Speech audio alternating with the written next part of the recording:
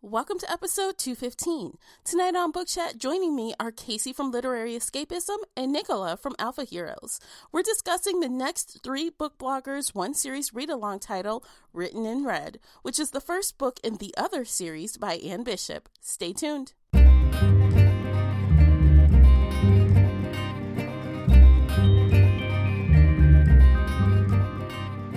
Hey everyone, I am your host, Tamara Ford, and welcome to Book Chat here on the Shelf Addiction Podcast. If you're new here, welcome. If you're returning, as always, welcome back. Join in this book club discussion by finding me on Twitter, as well as my book blogger co-host. Tweet at us using our special hashtag 3bloggers1series. That's using the numeric 3 and 1. Again, that's hashtag 3bloggers1series. If Twitter isn't your thing, no worries. You can still call in and leave an internet voice message via SpeakPipe. Leave us a voicemail and we will reply to your feedback here on the next read-along episode. I hope to hear your thoughts on tonight's discussion. The links for everything I've mentioned are below in the show notes. Before we jump into this chat, I have a quick note. I want you to get the full enjoyment out of this conversation, so I recommend that you read the book first. This is a read-along, so of course, spoiler alert. You've been warned. Hey everyone, welcome back. We are here to kick off the first book in the Other series by Anne Bishop. We are talking about Written in Red today, and I thought it would be fun for you guys to hear my co-host hear about them one more time, and I know there are plenty of new listeners joining us, so I'll let them introduce themselves. We will start with Casey. Go ahead and introduce yourself. Hey everybody, I'm Casey. I've been a book reviewer for Literary Escapism since 2010.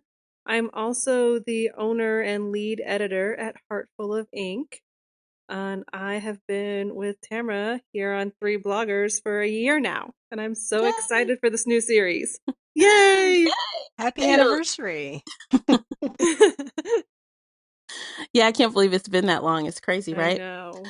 Yes. Well, also joining us is our partner in crime, Nicola. So, Nicola, go ahead and introduce yourself as well. I'm Nicola Anichuk, and I've been working on the alphaheroes.net blog since 2007. That's my personal blog. I've also reviewed for a little while at the late great RT Book Reviews, so I'm going to be looking for something new, I guess, in light of recent news. But I'm really happy to be doing the next series with Tamara and Casey, and here we go. Yes, let's do it, guys. So, as always, you guys, spoiler alert, we kind of just talk about the book as we see it. It's our opinion. We talk about situations. So you've been warned. If you haven't read it, maybe you should just hit the pause button, read the book, and come back. So don't get upset if we spoil something for you. And yeah, let's jump into it. So what did you guys think? Like right off the top of your head, what was like the first impression that you got when you closed the book? Let's do this again. I want the second at book. 4 a.m. I want the second book. I one-clicked the second book within a few minutes of finishing the first book. Ooh, waited. This is a lot. And I made you guys read it. So, That's true. So I'm going to take a little credit for suggesting the series to my co-bloggers, and that was how I told them they needed to check it out. So she sure did, you guys. So we went through a kind of a lengthy process to get to this point where we have this series, but Nicola was ahead of us with reading, and she came back and told us how wonderful this was. So of course I jumped on it, and then before you know it, here we are. We're all like very excited about it. Yeah, we don't always like the same thing, so I didn't assume you guys were going to love it as much as I did. But it was a good start for me, and it's been a while since I started a brand new urban fantasy series and got like super excited about it. Same. Yeah, same for me. Honestly, after reading a lot of paranormal romance, I thought it was kind of refreshing to kind of back away from the romance part of it, and I felt like maybe we'll get there again, but so far it's kind of refreshing to get a lot of the plot and the characters without meshing in crazy sex that doesn't make sense. But in bad weather. Right. So I'm usually the opposite. Yeah. Yeah, they're like really chilly. I don't know how long it's going to take them to have sex if they ever do. I hope they do. I want them to. It would be very animalistic, that's for sure. Seems like it could happen. Yeah, it could happen. All right, so let's start at the beginning, shall we? We've got so much to talk about with this book. So let's start from the beginning and let's talk about the very first character we're introduced to, which is Meg. I would love to know what you guys thought of Meg because while I really, really enjoyed her and I found her very lighthearted and fun to read, I was also a little annoyed with her at times. So I want to know how you guys felt. Am I alone in the annoyance or what? Yeah, I love her. I adored her. I was like, I could spend forever in your brain. You're just so curious and asking questions and nice and kind. And it was such a breath of fresh air from all the other urban fantasy heroines who are like, I'm going to kill every other creature I ever find. So, I agree. I found it. I really liked her in general. I don't think you're alone, Tamara. I did read a few other reviews before coming into this, and there are some other people who are throwing the Mary Sue word around a little bit. Um, I just thought, there must be a name for this trope where there's like the alien from another world that doesn't know anything about the world. And because of the way this character developed, she was essentially raised in a lab with no experience directly with the outside world. She goes through this process every day of figuring out the simplest things that is very almost laborious. Like, well, this is a key, and I'm going to zip up my pocket because I learned in my training that people often lose keys.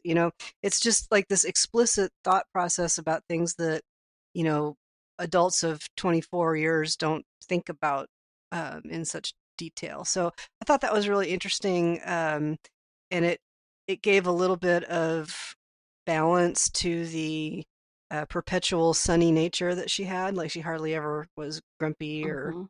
when she was, it was kind of like charming grumpy, I guess, in a way. Yeah. And honestly, I don't mind her personality. I don't mind that. And I, understand the fact that she has a learning curve being where she, what her situation was. But by the third act of the book, I was kind of like certain things kind of just nudged me a little bit. I'm not saying she's a bad character or that I hated her because I really liked her overall. And actually, I would compare her to like Snow White. Like, that story, right? So mm-hmm. she's singing along and birds are chirping and the door, the little, the dwarfs are like singing her praises and helping her out and bringing her food and mail and all this other stuff. And I liked it. It's fun, but just here and there, it jabbed me a little bit. That's all I'm saying.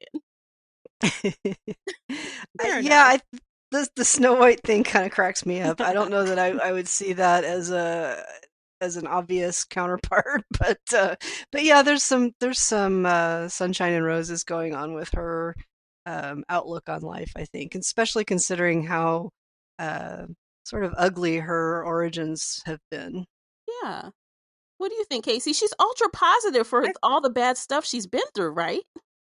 I think part of it is that she knew how she was going to die, and she talked about that like from the beginning. She's not like, I see Simon, I know I'm going to die in the room with him. So nothing really bothered her because she's like, this isn't going to kill me. This isn't how I'm going to die. And then until the very end, Mm-hmm. which it turned out to be a false prophecy. Yeah. But I Yeah. thought that was kind of spun her outlook a bit more as well. Mm-hmm. Because sorry, words. It was like, well, this isn't going to kill me, so I might as well be nice. Or this isn't how I die, so let's be Yeah, happy about it. I think in some ways it's just the fact that she did escape such a brutal life, and living with the others in the courtyard is so different. I think she feels like I don't know, for some reason she never assumes that they're going to hurt her, right? Yeah. She just assumes the best from everybody she meets, and she is curious about what makes them tick, about how to connect all those bits of information that she has learned in a weird, formal, indirect way and put it together with the life experience that she's building. And she just never assumes that people are um, coming at her with anything but reasonably good intentions, right? Yeah. So, like No, with there were a like, couple times, but they like when weren't Elliot assumptions. stopped her. Yeah, but they weren't assumptions. They were deductions. Yeah, but as far as, her kind of like thinking good of people or trying to accept people, just dealing with it, I think that the community embraced her very quickly. Like everyone seemed to just gravitate toward her. I mean, there was that whole, you should smell like prey thing, but you're not, she doesn't smell like prey. So that kind of, I guess, Yeah. speared the, curiosity, but like everyone really took her in. It was really fast before they were all calling her my Meg, our Meg. So despite how she felt about them, they felt a way about her. I think it has to do with fear and prejudice, right? So she came into it, and there are times when she's afraid of the wolves, particularly and the vampires, but but in general, she's not afraid of them in general. Does that make sense? It's situation Yeah. specific, Mm-hmm. and I think that um, the people she's dealing with are used to seeing humans with contempt and feeling their fear and their kind of weird fascination with wanting to be scared, and she's just not unless they're actually threatening her explicitly. Yeah, that's true. Um, yeah. Alrighty, guys. We had a little bit of technical difficulties, so Casey is not going to join us for the rest of this conversation, but she'll be back with us for book 2. So, Nicola and I will finish out this review and we're going to jump back into things. And I believe where we left off, we were kind of talking about Meg, but I would love to talk a little bit about what Meg is, I should say, before we talk about the other creatures and other characters. She is a blood prophet. What did you think about that, Nicola? Yeah, I thought that was really interesting, and the way that the prophets are, or the prophecies are, you know uh, initiated are it's a real unique thing. So in the book, whenever the Cassandra Sangwe bleeds, she can see the future.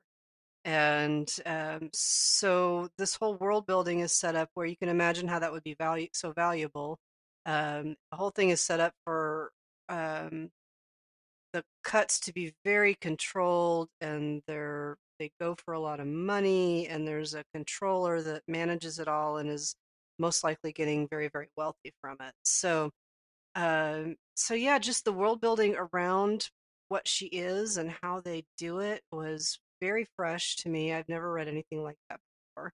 uh, Yeah, it was very different, especially the fact that I was a little teeny uncomfortable with the fact that she got some kind of pleasure out of it, but that's like that whole cutting thing.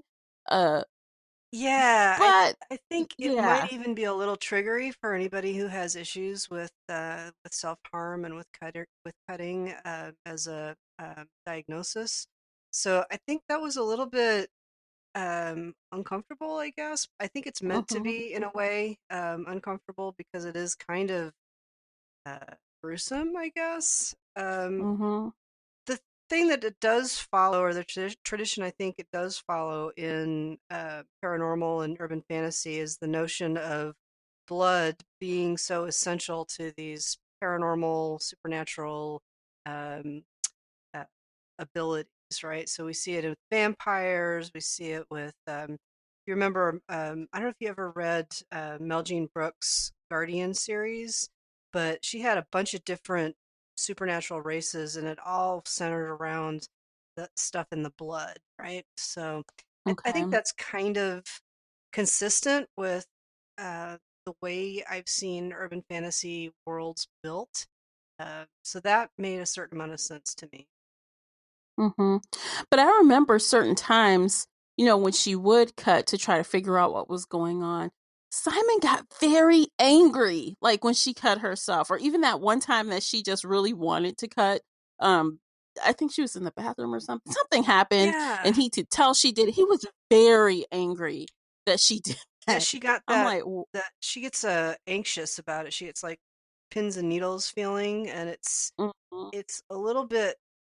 I felt like some of the, I don't know if I'd call it world building, but some of the uh the way they talk about the cutting felt a little inconsistent. Like, could she remember it if there was nobody there? Sometimes it seemed like she could, and sometimes it seemed like she couldn't. So that was a little. I had a little trouble following the logic there at times.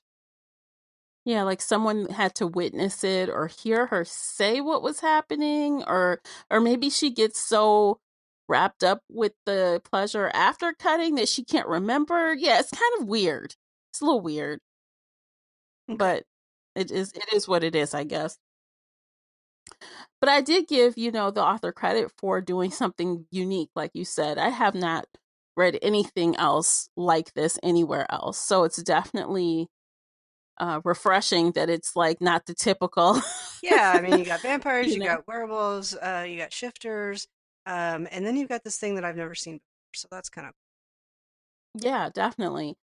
So we kind of, well, I mentioned Simon a little bit. I want to talk about him.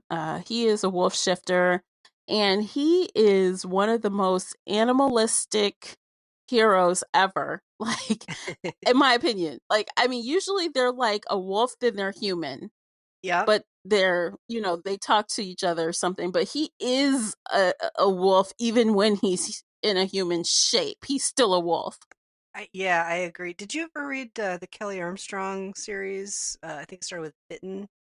Yeah, I did read Bitten. Yeah, Yeah. so I thought there was some similarities there, in that, they really, I don't say they behave like wolves because I don't really know what wolves think and how they behave all the time, but it felt less human and less logical and less civilized than some of the other shifter series that you run into. Hmm.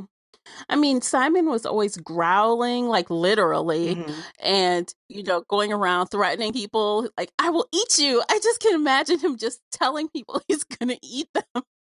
Like he means it. He's like he will take a bite out of you, and he's totally like in a human form right now. He doesn't even care. Yeah, and But it's thinking about whether her belly looks biteable or this or that. Yeah, so and he yeah, and I mean, doesn't mean it in a sexy way. He means it in a, no, yeah. no. He will rip your arm off. And I mean, even his sense of smell, I mean, he was really grossed out by Meg's dye in her hair. He just wanted to like it was Yep. like disgusting to him. Yep. Like, oh my It is I mean, they're the canines and the lupine, those kind of animals do have, like, you can harm them by putting things that are too strongly scented. mm-hmm. Mm-hmm. And as the head of the courtyard, I guess he kind of is alpha, and as alpha, they're naturally kind of overbearing people anyway, or wolves anyway. It's interesting. I don't think they ever used that word. They kept saying he was the leader of the courtyard. Mm-hmm. I don't think I ever saw the word alpha in the You're story, right. which is kind of I think I interesting. use that myself just because I'm used to using it. Right, it's conventional, but even when he was disciplining his nephew, he was like, "I'm leader, you not you." Uh, Mm-hmm. didn't say, the word alpha didn't play into it, but maybe that's Yeah. maybe that's because alpha is a human invention, right? So I don't know if it's deliberate or not. Maybe, I don't know, but they don't also act in the way of a regular pack. I mean, they do have that hierarchy, obviously, with Sam trying to do what he wants to do and he's being told, no, get in line. Right. But, with that whole second in command, that whole thing doesn't really seem to apply in the traditional way because there's so many others with them in the courtyard. I agree, and I think that um, we don't really know how many there are in the pack or the courtyard. Um, there's an implication that there's a lot, but we know of three or four or five in the story. Um, and it's just it's just interesting to me that uh, I think they have different roles. So it's not so much just like a line where you're number one, you're number two, you're number three, you're number four. It's kind of like, well, he works on the machines and he's our second in command for security and he's in charge of this other thing. So I feel like it's not as linear as we've seen in some other conventional stories. Yeah, for sure. Like, wasn't one of the guys that was watching her mostly a bear shifter? Henry. He's a bear Henry. shifter. Yep. Yeah. Yep. And Simon is leader for the whole courtyard, Yeah. even though there are beings that are way more powerful than he is. So that's interesting too. Yeah, the vampires get in line, man. Even though that one vampire, there's one that they are like, I guess he's the granddaddy of everybody, of the Grandfather oldest one. Erebus. Yes. Yes, they get in line. What he says, they do. Yeah, he's like straight out of the horror novels, right? He's not this the sexy vampire at all. So No, I mean, even when Meg takes her little deliveries around, she was explicitly told, do not go into that yard at any right, cost. Do right. not do it. And it's like he like took to her just like everybody else. It's And like I say, I interesting. think it's because she doesn't know she's supposed to be afraid, right? Hmm. So if there's a she can read a threat. If somebody is threatening her, she will react with fear. But she doesn't go into these interactions going, "Oh my God, this is a vampire. I'm terrified." She just kind of starts out by saying, "Well, this is my job, and I'm trying to do my job, and it seems like this has been there for a long time." So, and everyone seems to find that super charming. And I've been thinking about it a lot, just because delivering the mail is not the sexiest urban fantasy job description I've ever seen, you know? Right. Yeah. And so what is it about that that is important and special? And it really is the connection they have with humans. And she's different. She really is kind of in between humans and others. Yeah. But that's her job title, right? Human liaison, right? Yep, yep, yep. Not So postal carrier, literally. Yeah. but so it's like the job that was made for her in some weird way. But yeah, he seems Absolutely. I very. mean, Go ahead. oh, yeah. I mean, literally, she is the one that keeps the humans away from the scary people when they deliver things. Hmm. And yeah, she's that one person to connect to the outside that keep goods and services coming and stuff. So she's it.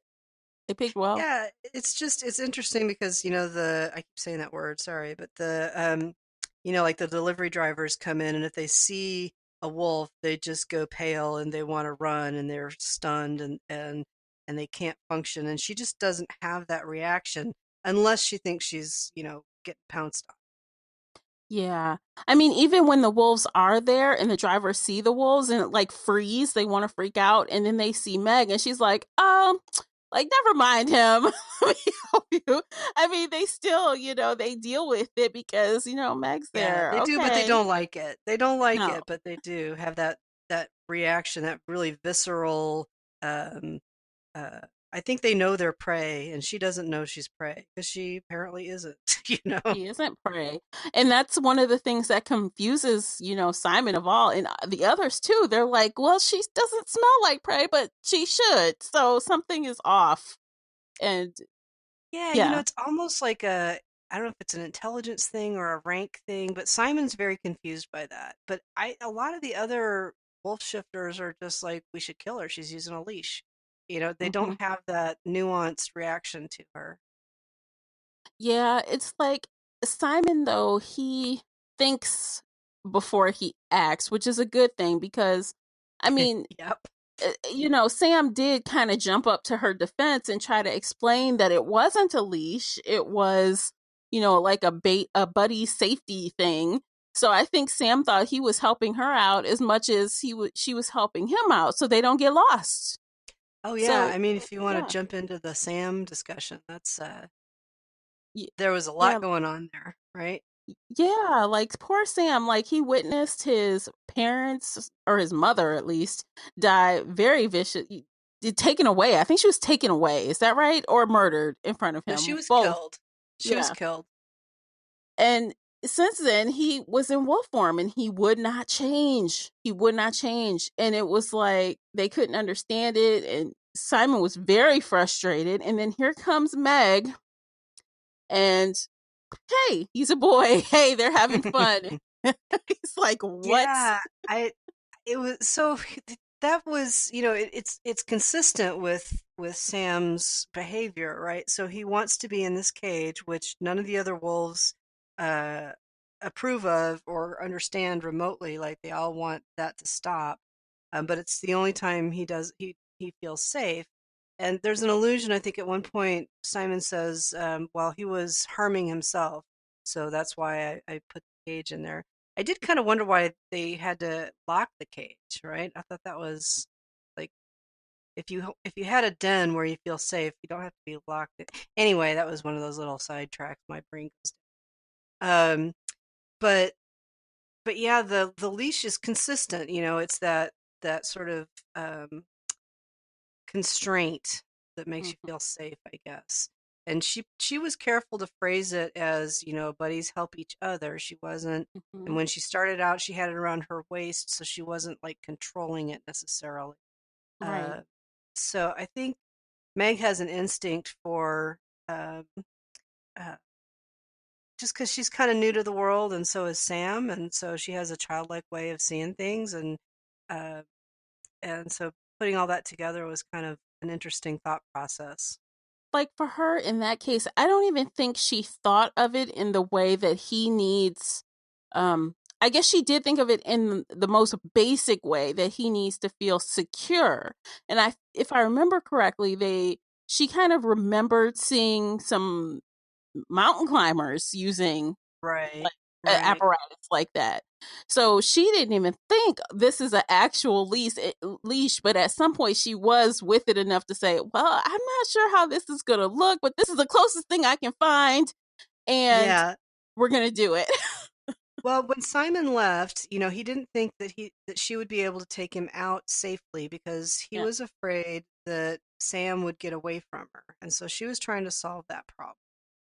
And just as a side note, I actually, for the first time on this program, listened to part of the story. So I had a long drive this weekend, so I grabbed the Audible version and listened to some of it. I was trying to get the What? Oh Audible. my Yeah, I gosh. got the trying to get the Audible lined up with where I was in the Kindle, and there was like this part of the chapter I ended up listening to and reading like three times, trying to get it lined up. So that part's clear in my memory where she kept, rationalizing through adventure buddies and safety Mhm. line, and there was a part where she said she knew she was smashing together a couple of different images that might not really be sensible or true as far as like the mountain climbing ropes and stuff, but she didn't think it was an important distinction for Sam. Right. So she knew she was coming up with something a little bit wonky, but that is a thing that adults do with kids, We kind of like, oh yeah, this is a cape. It's not really a towel with two knots in it, This is a superhero Exactly. cape. Yeah. So And it's funny though, it's like as soon as Sam started feeling more confident and standing up to people to protect Meg, it's like suddenly his personality like just really started popping through. Like he was very disobedient. He didn't want to do what people told him. He wanted to do what he wanted to do. He wanted to whine about not getting cookies. He wanted to do this, he wanted to do that. I'm like, oh my I goodness. And Simon was very mad. He was like, what is yeah, this? yeah. I think that was very consistent parent-child behavior. Yeah.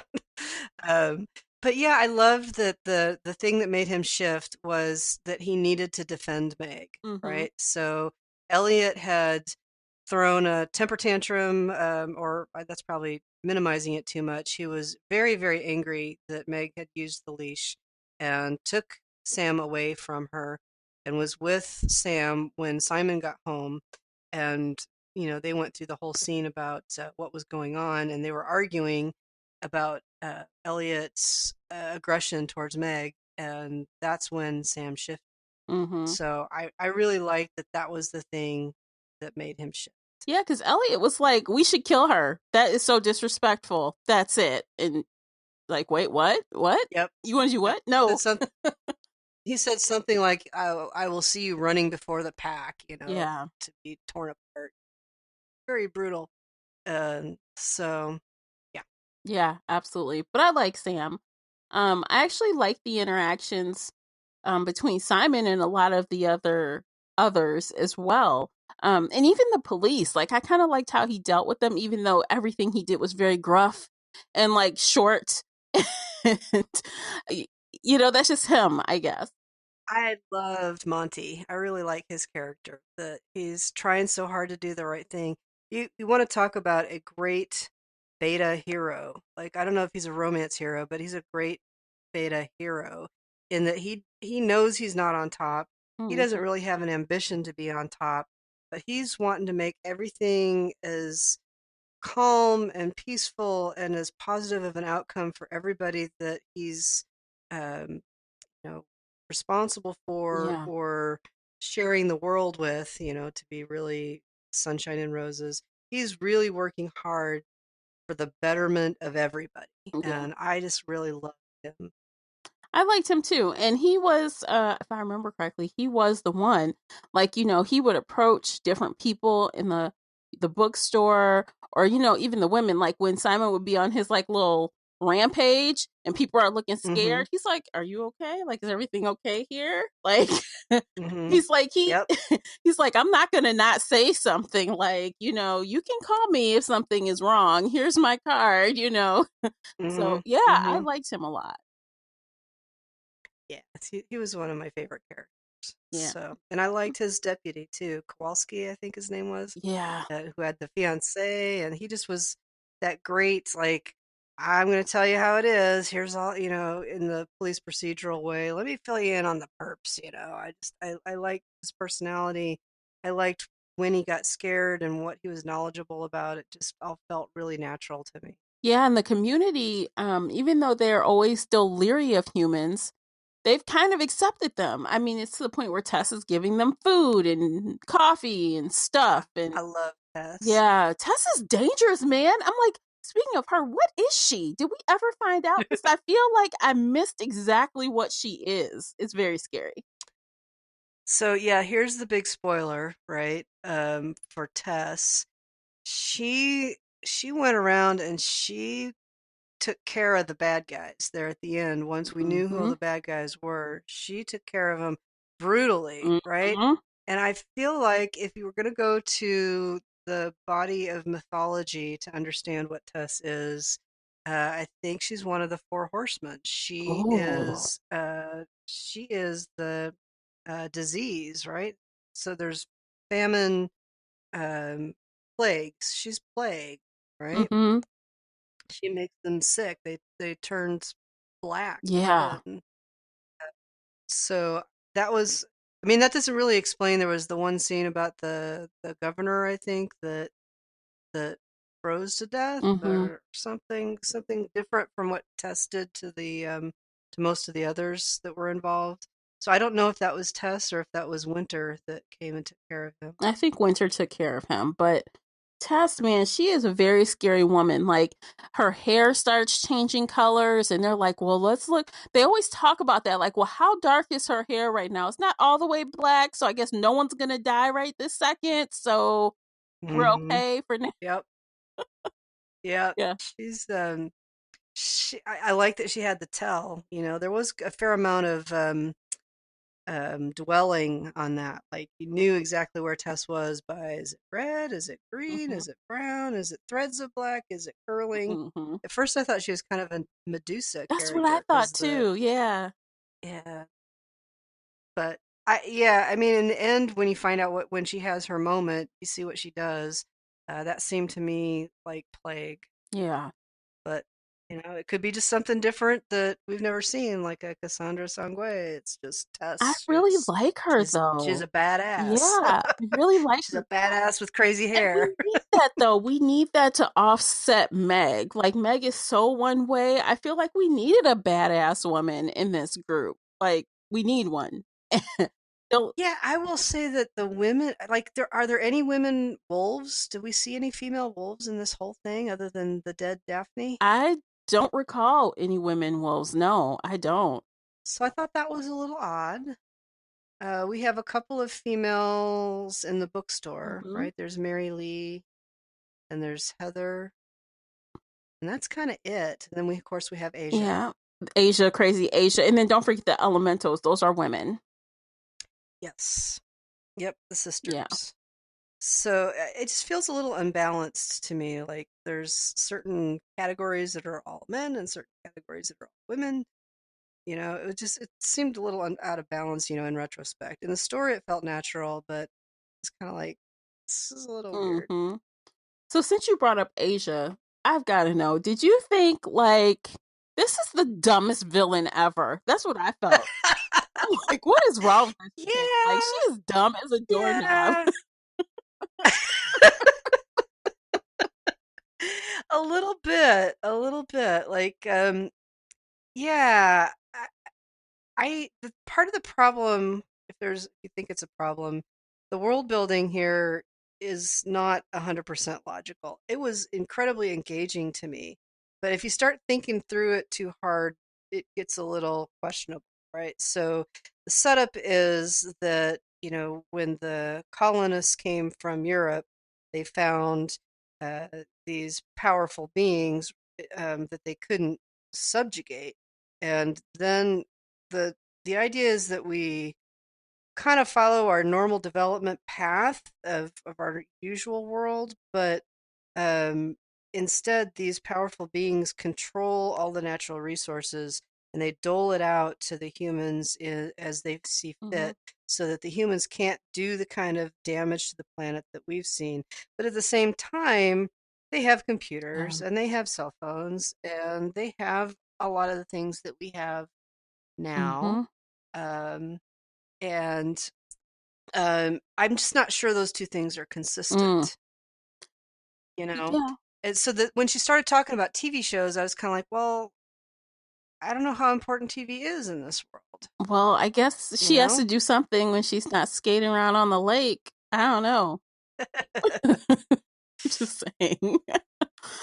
I don't know. You're right. It kind of just didn't. That does kind of not really fit completely, but that whole suspension of disbelief, right? Just go with it. Hey, you're the queen of Yeah, going with it, right? Just go with that's it. true.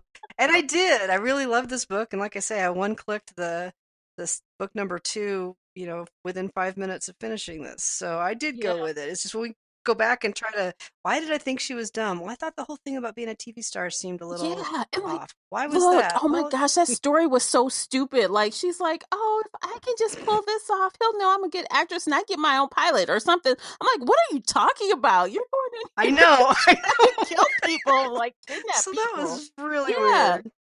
She was, yeah. So that was kind of, I guess you could take it as Yeah, funny. she's like, "Oh, if I can, Um, get Simon to fall for me, I can get closer and do all this stuff." I'm like, "Girl, you are just too much. You are too much right now." Like, what? I can't. But yeah, I mean, and at the end though, she was kind of clever at the end. She really went through a lot to like steal that guy's clothes and then sneak down and do all this stuff. And I mean, she almost, yeah. yeah, yes, she was, and that's where I get to like, I'm not so sure I like the gender dynamics in the world building because Asia was so dumb and the bigwigs were so um um monochrome. Is that the word I'm looking for? Just basic, Hmm. Yeah.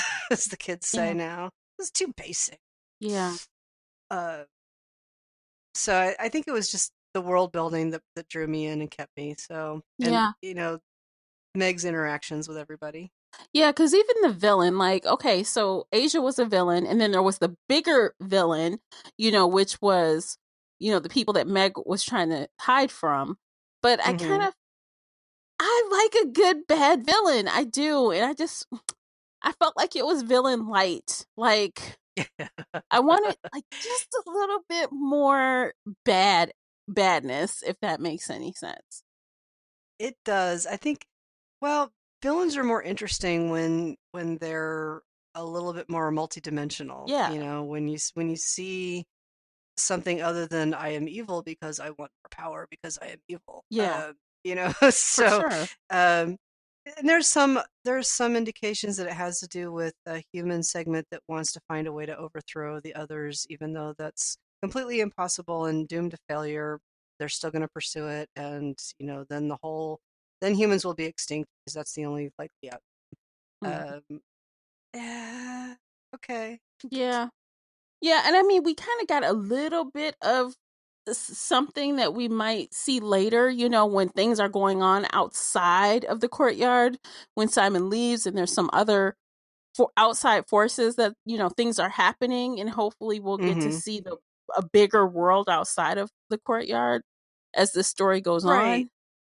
Right, and that's where I get back to, well, how much is this world really like our world? Hmm. Because they don't have the continuous communications or the access to the information that we do Yeah, in our world. But anyway, so that felt a little underdeveloped to me. Like I'm not quite sure where the TV thing fits into it and why that's adequate motivation. But anyway, absolutely. Yeah. Yeah. I mean, but even with like some of the things that aren't the best, this is still one of the best books I've read in a while. Uh, so I'm pretty happy with it overall, even with, its little quirks here and there. I'm super excited to jump into the next book. What about, oh, I know you are because you already bought it. You already bought it. yes, yes. Are you going to be switching between audio book again or not really? Um, Maybe. In this case, I just did it because I read it initially a little while ago, and I wanted to get a refresher. And this weekend was just crazy for me, so I thought, well, I'll just have a long drive to get to the thing I'm doing, so I'll listen to some of it. Um, and that was a little bit annoying because usually when you buy a book on Amazon, they say, and you can add the Audible for some nominal amount of money. Well, Mhm. that's not how it worked out for me. Oh, I think I bought no. this on I think I bought it on sale. I bought like right now the Kindle version is either 2.99 or $1.99, and then the Audible is like full price. So, but Ouch. Well, for those of yeah, you that but have Scribed memberships, they're on the audiobook is on there as well. So, cuz I listened to it on audiobook and I really enjoyed it on audio. This was my drive home listening. So, I have like ah, specific drive home audiobooks, and this was that for me, and I did enjoy it on audio. I really think the narrator did a great job with all of the different voices, and yeah, it's I would enjoyable. agree. I would agree. So I don't have a ton of experience reviewing audiobooks, but I had no trouble following things. And this was maybe a little bit tricky because when you're reading it, the wolves have, I guess all the others have kind of a non-vocal way to communicate. Mhm. And in the book, in the text, it's set off with like pointy brackets, the greater than, less than brackets. Mhm. So there's no way to get that from the audio other than the inflection of the narrator's voice, and I thought she did a pretty good job with that, something that was Yes. pretty hard to express. Yeah, the narrator was Alexandra Harris, and I haven't listened to a lot by her, but I definitely hope that she is the one to continue and she does the whole series. I hate when they switch narrators midway, so I hope to see more of her. Absolutely. Okay. Okay. So, do you think there's anything else before we do our rating and wrap things up? I think that's a pretty good rundown. I mean, we have some limitations today, so unfortunately we're gonna, close up a little quickly, but um, in general, I really liked it. There's definitely some holes if you want to pick it apart, but I think that the storytelling is just really good. Yeah, I agree with you on all accounts, and I just think it's a unique story. Add that to it. Like it's Yes. something that you just don't read every day. It's not your standard vampires and werewolves book. It's very different.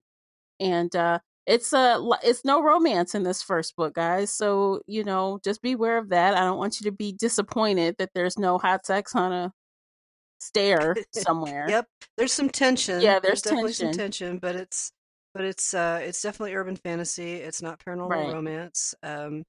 There's 5 books in the series that we're gonna review in the Mhm. in the arc. It looks like there might be more books in a spin-off or yeah. secondary series arc. I'm not quite sure how that's going to work, Yeah. but we'll know when we get there. Yeah, but 5 in the others. So stay tuned with us and check out the next book, which is Murder of Crows, with us next month.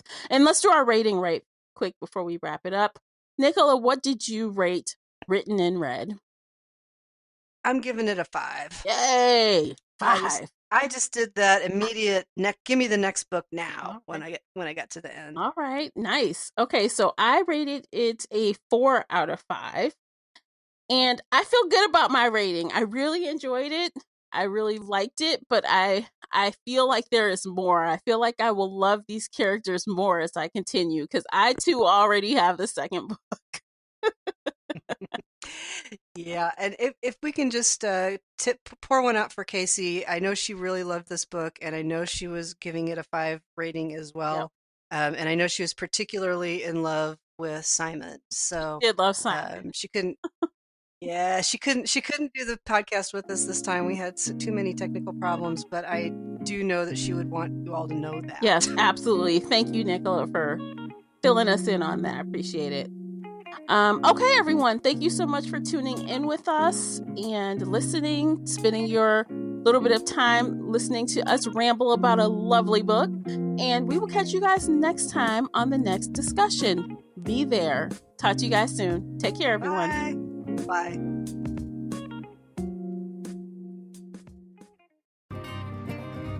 If you enjoyed today's episode and would like to show your support, there are a few things you can do. Head on over to Apple Podcasts and leave a positive 5-star review. You can follow me on Twitter and Instagram. Most importantly, you can share this podcast with friends and family that love pop culture, from books and audiobooks to TV and movies. I'll see you next time here on the Shelf Addiction Podcast.